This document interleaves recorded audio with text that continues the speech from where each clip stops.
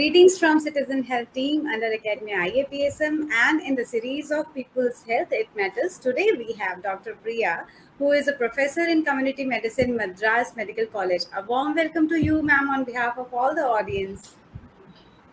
Thank you, Ritu, and thank you, IUPSL, for this beautiful opportunity to interact with public. Thank you so much, ma'am. And I would like to say that we are going to talk on a very important topic today, that is adolescent health.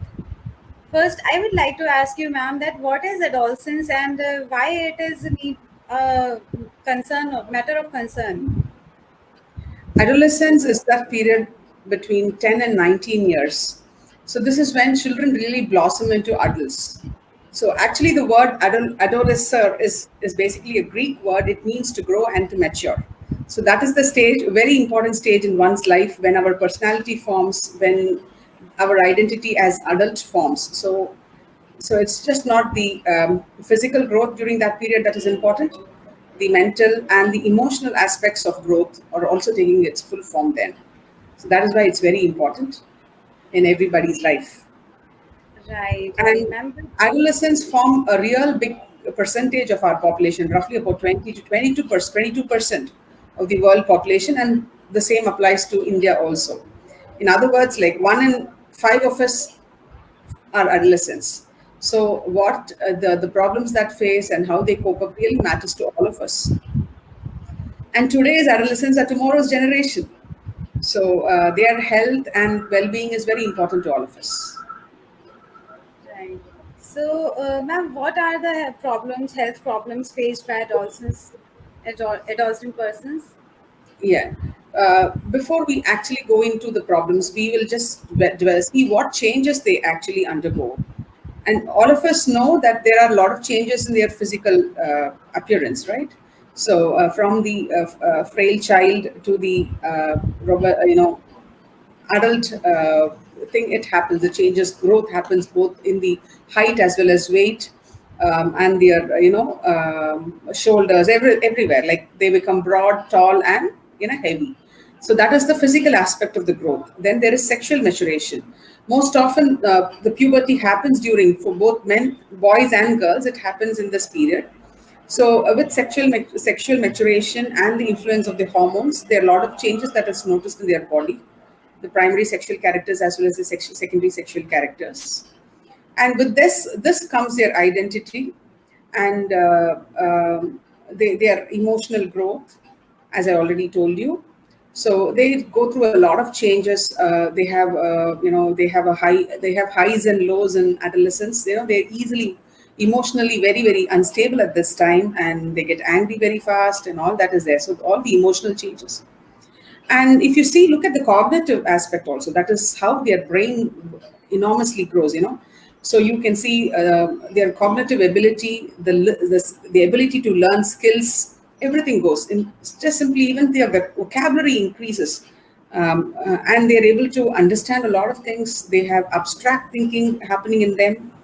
They start asking questions. It's no longer your child who wants to be a good boy or a good girl. Then they start questioning, why should I be good? What is good? And a lot of things, these questions come up in their mind, and they start developing abstract thinking. So in all these ways, children go through a lot of these things during adolescence.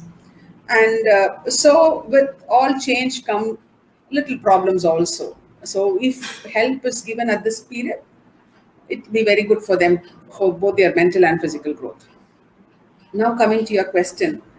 Yeah, Ritu. The the problems, the health problems that they face, I would classify it as into mental health and the physical problems. So as I said, this is the period which maximum growth takes place. So their requirement nutritionally is also very high. So in case it is not met with, they can end up in nutritional deficiencies. Very commonly in our country, we see anemia, especially in girls. So that is one thing. And nutritionally, we have another problem of obesity, because that is even a bigger problem of middle class. I would say that affects all classes across equally. And in fact, the lower class is affected even more by obesity. So this obesity is not only directly nutritionally related, it is again it depends upon the physical activity that these children have. So the you can see a lot of junk food being eaten, aerated drinks and other fruit juices which are high in sugars. So they consume a lot of that, and when there is no physical activity at that period, especially with the lockdown and other things, you have a lot of obesity and obesity related problems which occur in adolescence. So we see a lot of children getting hypertension in 15 plus age itself. So even in fact, the program which addresses the non-communicable diseases want want us to screen children who are anybody over 18 years for hypertension. And it's not uncommon for us to see diabetics also. So directly, it's not over, may not be over diabetes, it may be pre-diabetes. And similarly, may not be full-blown hypertension, it can be pre-hypertension. All this we see in adolescents. And when we see girls, they have problems associated with this is the menstrual disorders, polycystic ovarian problems, metabolic problems, all metabolic diseases, all these things we see. So that is about the nutritional aspect. And of course, we have the, as I said, this is the age when they are, exploring. And so the sexual and reproductive health is also very important at this phase. We see a lot of, our children get married very young, like, so 15% of, we see girls get, adolescent girls, about 15% girls and 1.5% boys are already married when they are still adolescents. And so you can, okay. So we see that our girls get married very young. So 15% of, women and 1.5% men get married before when they are even still adolescents. So we have a large number of pregnancies in them too. We are worried about girls getting pregnant during their adolescence because we see that the maternal mortality, that the chances of a woman dying in pregnancy is 3 times higher in a 15 to 19-year-old group as compared to women who are 20 years and more.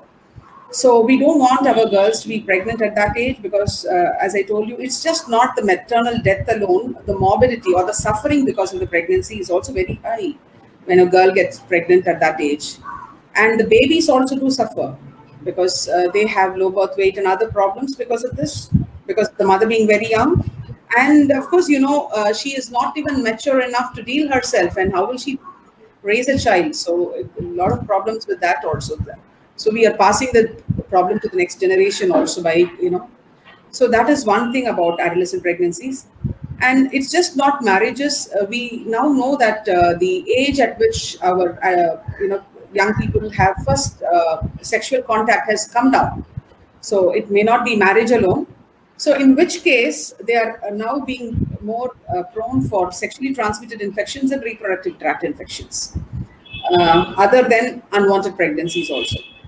So we have to prevent both unwanted pregnancies and transmission of these diseases. So the awareness that these children need about, early sexual onset and how to protect themselves needs to be imparted to them. So the first thing I said was about the nutritional problems of anemia and obesity, and all the metabolic problems that are associated to obesity. Next, I was telling you about the problems of early marriage and early onset of sexual contact. And the very big problem, next thing is, which I'm going to tell you, is the mental health problem. No, even before I come to that, the injuries and substance abuse. Injuries, the road traffic accidents and injuries is a major cause of death among this age group. Actually, adolescent period itself is supposed to be the healthiest period of one's life, right? If you take different age groups, the mortality in the adolescence is minimum. But if you look at the causes of death in adolescence, road traffic accidents injuries take the top position. And so we need to avoid that. We need to educate children about safe driving. And in fact, if parents, we should not allow children to drive vehicles because that's not the age. They don't have a license, and they have this risk-taking behavior, and the thrills of speed and other things. So we need to be very careful when we allow our children to drive, and in fact, it is better not to allow them. It is just not accidents. We see that a lot of deaths due to drowning also happen. So if you take the deaths due to drowning, two-thirds of it occur in boys. So that's again another thing, because the experience, the adventurous nature and the risk-taking behavior put them to risk. And we see that a lot of these children also get into substance abuse. Children in the adolescent age, many reasons. So alcohol, tobacco, and drugs also. So once under the influence of alcohol, you know that the chances for accidents is going to go up. So so we have to protect we have to educate them and see that they don't get into substance abuse. So which in fact directly as well as indirectly, directly by accidents, and of course in the long term these things lead to mental illness. And as I said, accidents are the leading cause, but suicide comes after that. So what leads to suicide is depression. Okay, that can also result from substance abuse. And then when we look at the mental health problems that these children have, we see depression very commonly in adolescents. Like the numbers are really starting very high, and some of them progress to continuously also to other mental health problems. And depression right now can during adolescence can lead to anxiety disorders later on. So during depression also there is the risk of suicides, and so we need to be very we need to watch our children, we need to see how they are doing. So the responsibility is huge. But this is as again I told you, though adolescent period is the most safe, that is the time when they enjoy the best health, and death is very less as compared to different age groups across, as we as we ascend up the age. But the risk factors or the habits that they form now, and including eating habits, lifestyle, and all that, these account for 60% of the premature deaths that the adults have. So even in other words, like somebody who dies prematurely, most often they have acquired a habit or a lifestyle when they were, or the problem had actually started during adolescence. So this we Ma'am, need to keep in mind. hmm, as you have told that so many problems, and along with all these, I have noticed the stubborn habit of the adolescents, right? So, what is the role of society, family, brother, sister, teachers to prevent all these things, all these problems in the adolescent age? You have the point. It is only all our responsibility to see that these adolescents have a good life. So it starts with the responsibility is there in the child also, adolescent themselves. So it all depends upon the family in which they come from, and communication with the parents is very important. We need to understand that children who have very strict upbringing have a lot of problems. So they should be able to communicate with the parents. The channel for communication with the parents should always be open. And for that, you need to spend time with the child even before they get into adolescence. It should be a habit that the child is able to talk to the parents. So the parents have to spend quality time, and of course, quantity is also important.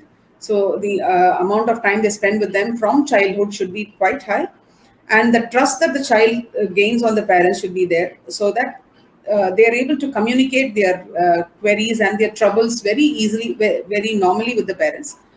And most often the parents support really takes them through this. So it's just not only parents, the siblings, and siblings again will be another peer. Most of them, the siblings will be in the same age group. So the parents' role is very important, and having a joint family, having grandparents really helps, because even if the parents are busy, the grandparents have a very understanding attitude towards grandchildren most often. So that is very important. And next equally important place is the school. So parents may not be giving pressure, but it might be the school which is giving a lot of pressure on the child. So the teacher plays a very important role. The teacher needs to be very supportive. So again, most of our system, it depends upon the school performance, that the child, a child who does well in school is considered as a very successful person. So the that those words are very important for the child. It should feel important, it should feel successful, the child. Only then it results in good mental development. So it's just not purely academics. The school should be able to provide co-curricular activities. We should be able to identify the talent in the child and nurture them in that and make them feel important. So the school should not discriminate. And the partial treatment which they perceive in school itself can be a very big deterrent. And the respect that they gain among the classmates is also important. So a child who does not do very well in academics, if he or she is good in sports or good in music, there is some scope for appreciation from the peers. And the child's friends and the peers matter so much. So in fact, that is their world. The world outside the family is their friends and peers, right? So we Right. should know who their friends are, what are their kind of thinking and all that. And if you take substance abuse, the peers matter a lot. Right. And again, we have the influence of media.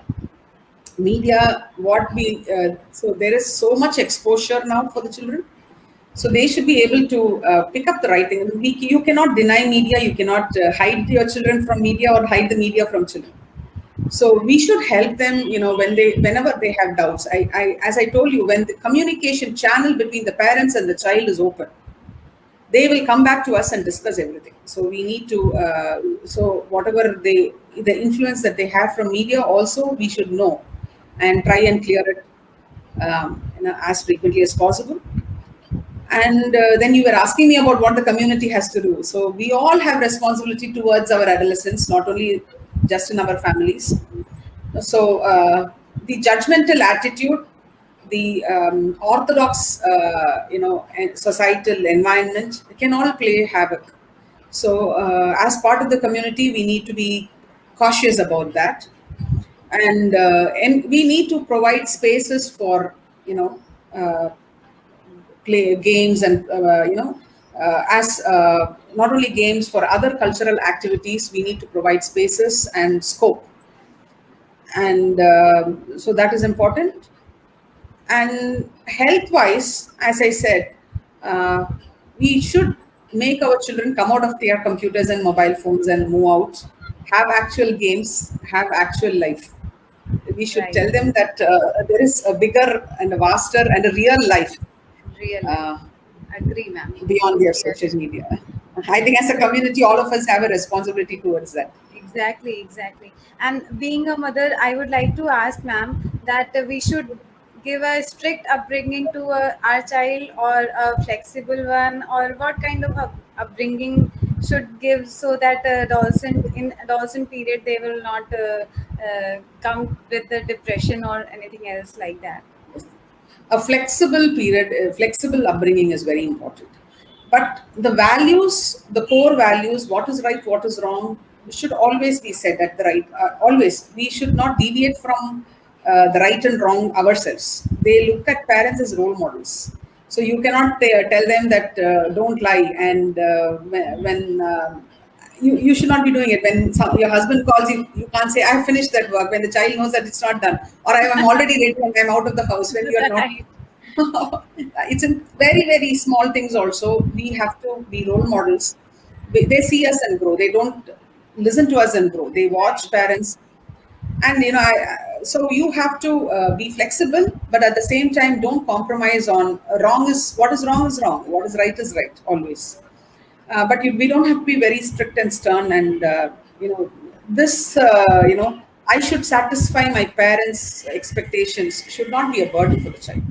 That Right. so let us not all of us should not want our children to be doctors or entering IIT. Right. And let us not put pressures, let us not put our dreams into them. They are a separate life Right. who have to blossom on their own. We will help them, tell them what is right, what is wrong. We should see that they don't go into deviant behavior, and allow them to blossom as they are. Very important. And as I said, as I told you earlier itself, we have to see that our children have good childhood. It should be, and parental conflicts should be avoided, because that is important. They should feel secure in the family. So these things are important as we rear our child, and so they will get into adolescence also quite smoothly with that. Of course, we should have a watch about who their friends are. So, but it should not be very nosy parents. Cannot be nosy parents because they don't like that. Um, And that's about it. ma'am, I am very sure that some of the adolescents also watching this video. So what is the message you want to give them, so, to avoid all these things, including the health problems like Yes. PCOD or anything else? Yes. I will tell the adolescents you are through a very beautiful phase. This is when you have the capacity to learn and grasp everything. You can learn music. Now you tell me to learn music, I cannot learn music, though I can enjoy music. So this is the time when you can learn so many things. You Right. have lot of energy. You can channelize your energy into very purposeful methods, purposeful, activities. And your understanding is so good. Your thinking, your abstract thinking, and all, and what you're going to be as a person, as an adult, is going to form only now.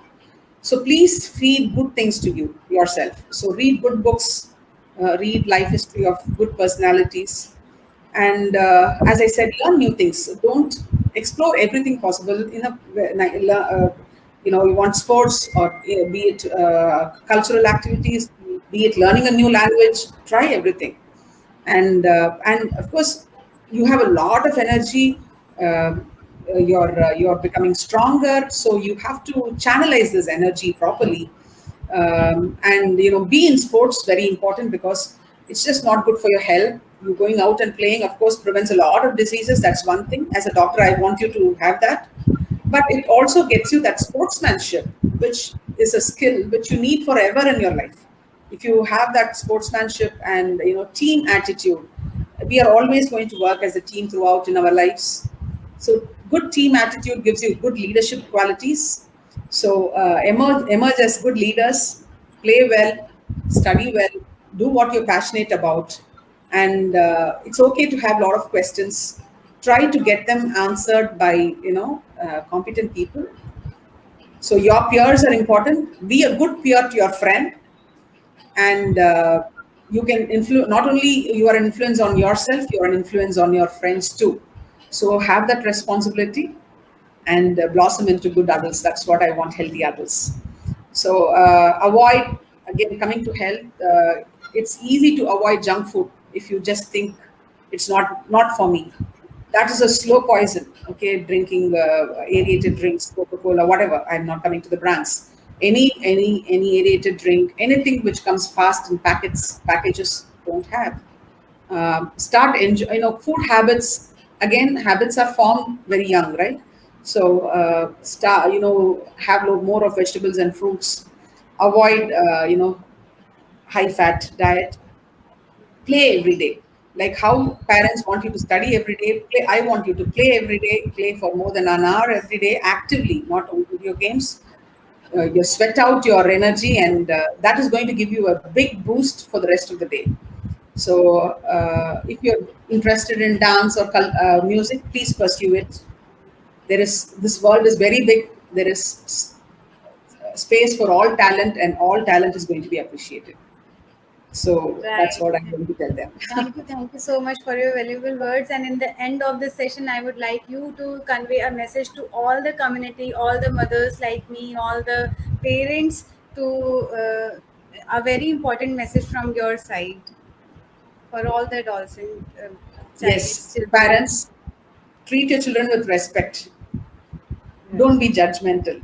Okay, so they can have they're going through a very important phase, a very sensitive phase. So please help them out.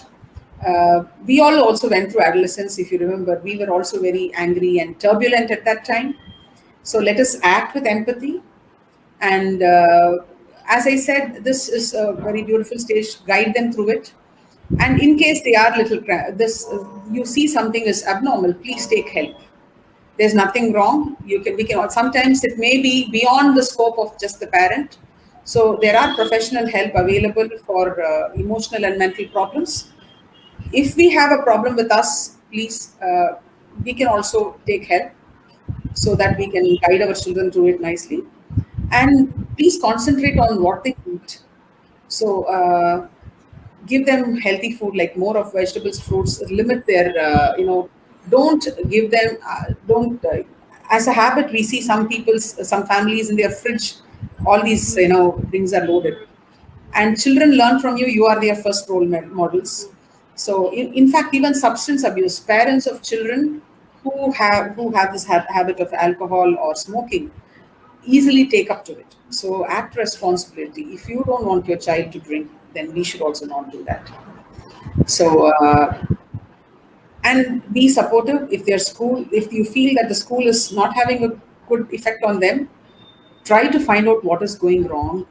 And uh, and this attitude of sometimes it really disheartens me when I go to parent teachers meeting. I have children who have entered college. So when they were in school, some of the parents they really take up the mark sheet, and when the teacher says something, on the spot they scold the child. The child's self-esteem is very very important. So never damage their ego. No, never damage their self-esteem. It's important. So let us help them, and let us in every possible way, be it their diet, be it their mental health, and their other priorities. Let's help them out. Just because they came from us, they don't belong to us, and we cannot impose our dreams on them. These are my so True. they are adults in their own right. So we help them to stay healthy and see that they don't deviate. That's So, it was very nice talking to you, ma'am, and I'm really very thankful to you that we have talked today about adolescent, a very important thing today. And I hope that every parent, every child will learn from this video something, at least something. Not if not everything, that then at least something. Thank you so much, ma'am, for having a Thank you, talk Ritu. with me. Thank you, Ritu. Thank you, Yeah, ma'am. thank you, Ritu, and thank you, IAPSM, for this wonderful opportunity.